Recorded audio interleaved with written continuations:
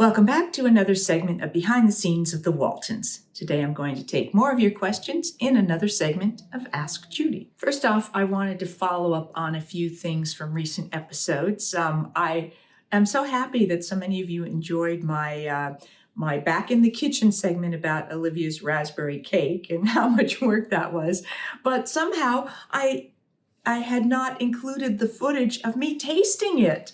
So I thought I would share with all of you now the actual taste test. So you can see that I actually did taste it and how delicious it really was. And I did go on to share that cake with members of my family as well, who also gave it a thumbs up. So I was very happy about that. All right, here we go. It is the moment of truth. I guess I have to cut this thing.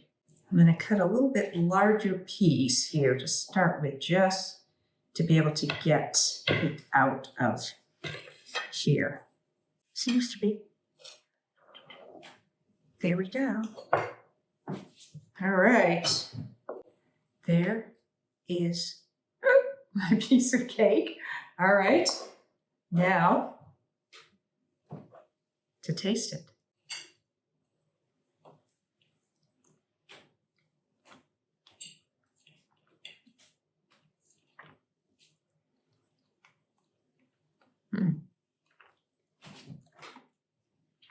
I think it's a hit. Now, the recipe said to cook 30 to 40 minutes at 350. So you may have to adjust that for your oven. I wondered when I took it out if maybe I should have checked it a little bit earlier. I think I checked it just around 30 minutes. I think my oven tends to cook a little faster. So go ahead and start checking a little earlier just to make sure. I think I'm on the border. It maybe could have been just cooked a little bit less, the cake, but it's still really good. I think the cake soak really helped to keep it from tasting like it was overcooked. So just my 2 cents worth. When I do this recipe again, now that I have the nerve to do it, I think I will experiment with that. So good luck to you, and feel free to reach out and let me know if you try the recipe and how it worked for you. Also, recently, I spoke about someone having noticed a point in, I believe it was the pony cart, when Richard sort of winked at the camera and wondering what that was about. Well, our wonderful production assistant, John Dayton, shared this about his recollection. I wasn't on the set because they were up on location, and because I didn't have any scenes up there, I didn't go, so I wasn't actually there for that. But this is what John had to say. I think I have an answer for Richard's wink. I believe I'm recalling this correctly. It had been a difficult day for all of us. Director Ralph Sinensky was upset about the headstone being left at the studio. Richard had to deal with an ankle injury. It was just one thing after another, but it was my usual naive, cheery self spreading sunshine all over the place. Richard was not in the best of spirits when we shot the sequence of him fetching creek water for Martha Corinne. He was oddly silent when I tried to cheer him up. I think I said something stupid like, everything works together for good. So when we shot the over the shoulders of Richard and Beulah in that standing 2 shot, I recall he was relieved to have it done. And yes, now that I've looked at it again, he winked at Sinensky and me as we sat flat on the ground to the left of the camera. It was Richard's way of saying, yes, everything will be all right. And Ralph called the cut at that moment.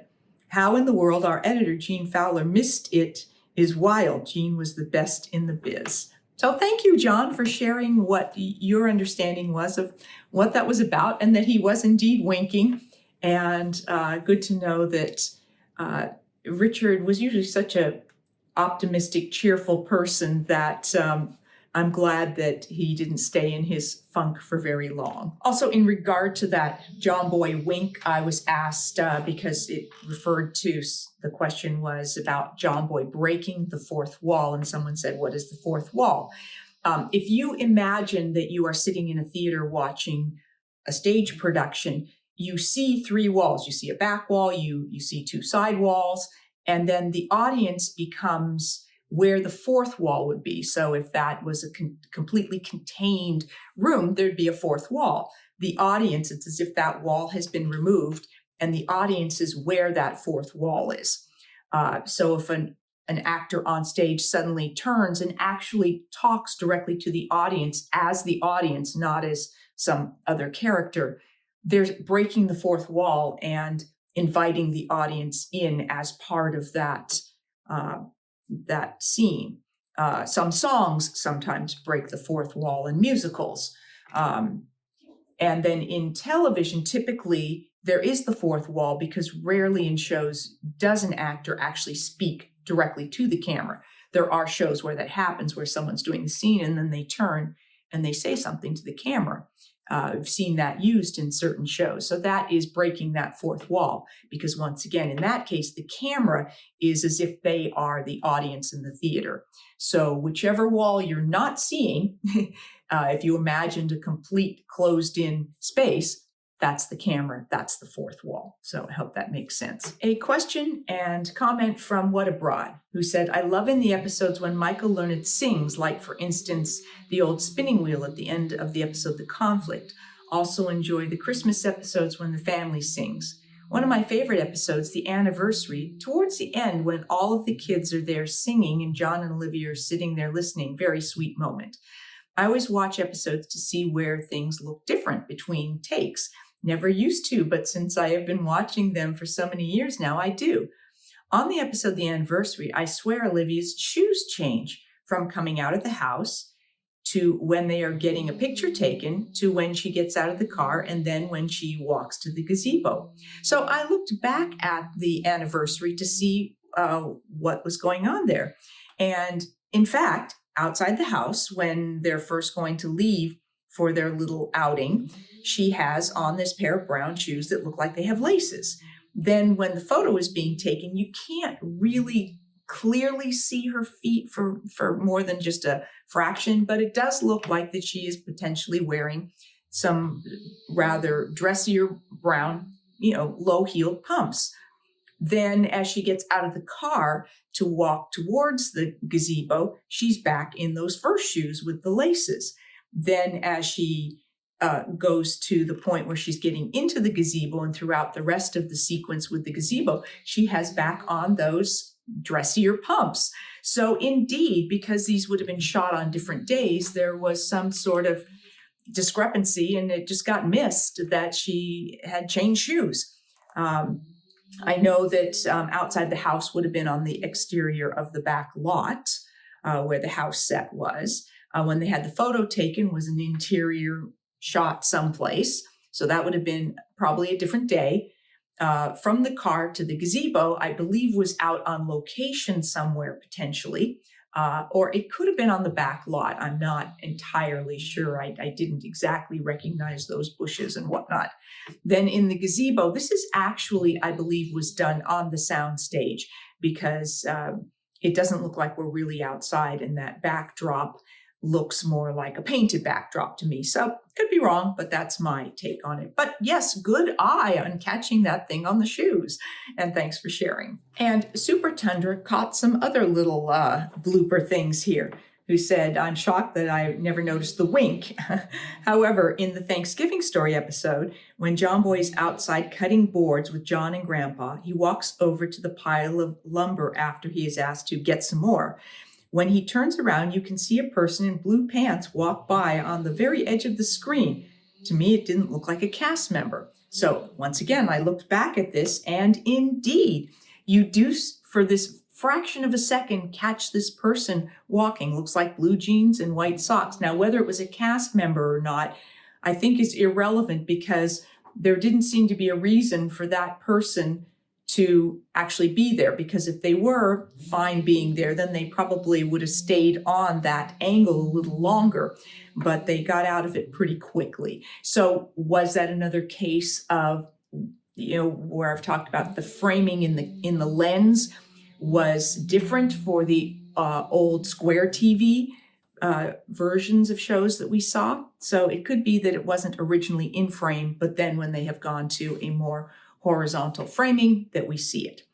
Then also said, In the love story, when Jenny's father and his wife arrive to pick her up at the Walton house, they're getting ready to leave, and Jason yells out, "See you in the morning," seemingly out of time, and John Boy kind of looks sideways in a slightly annoyed fashion.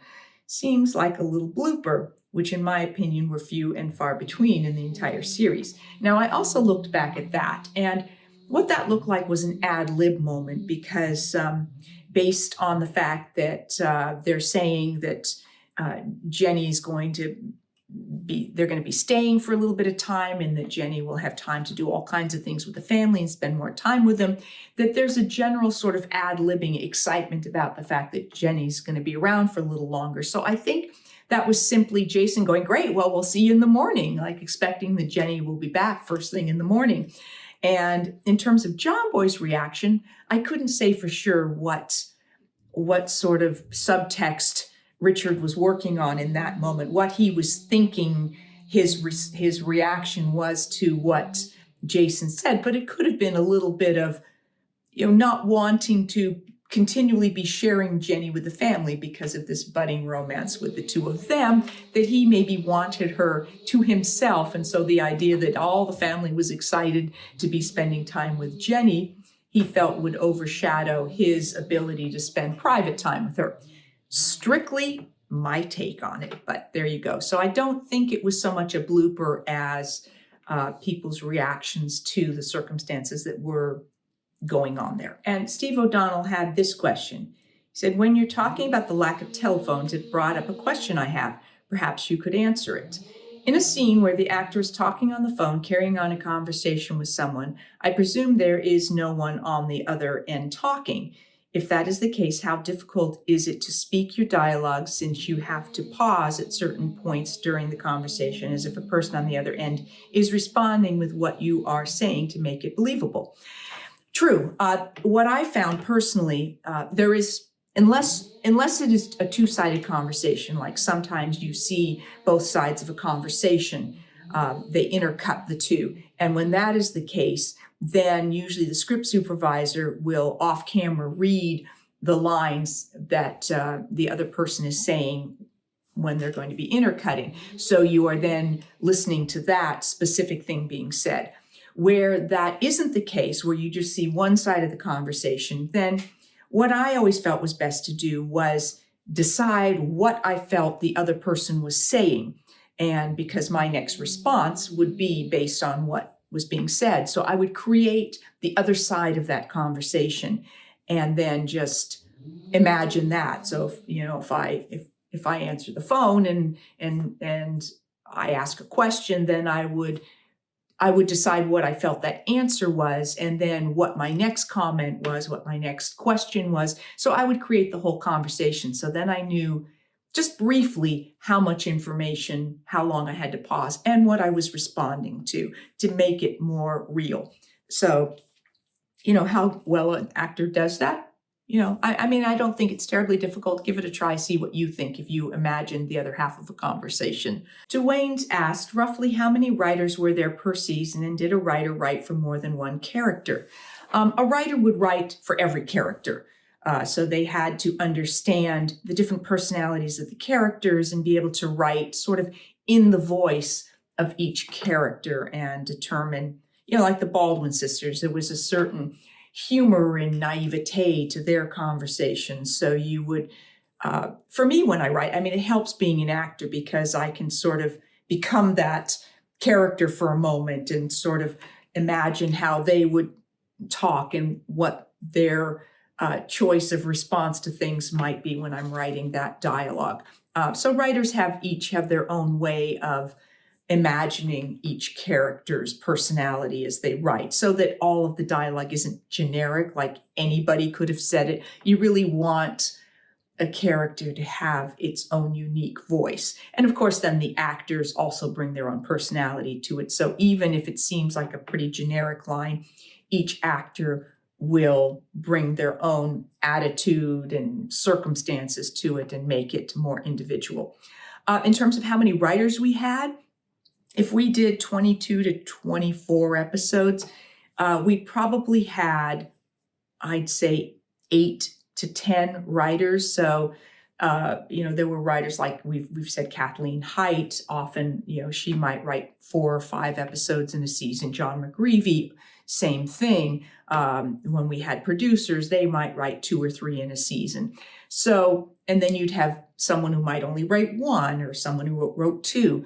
But we had a number of them over the course of the season. Following up on that, I've also been asked if the writer writes the dialogue. Yes, they do. That is the primary thing that you're looking for them to do, is to craft what's the overall story, what's the breakdown of the scenes, and who's in what scenes, and then, just fill it all in with all that dialogue to make it come to life. Thank you for joining me for this segment of Ask Judy. I'll be back with more behind the scenes of the Waltons, about more episodes and more of your questions. Thanks for watching.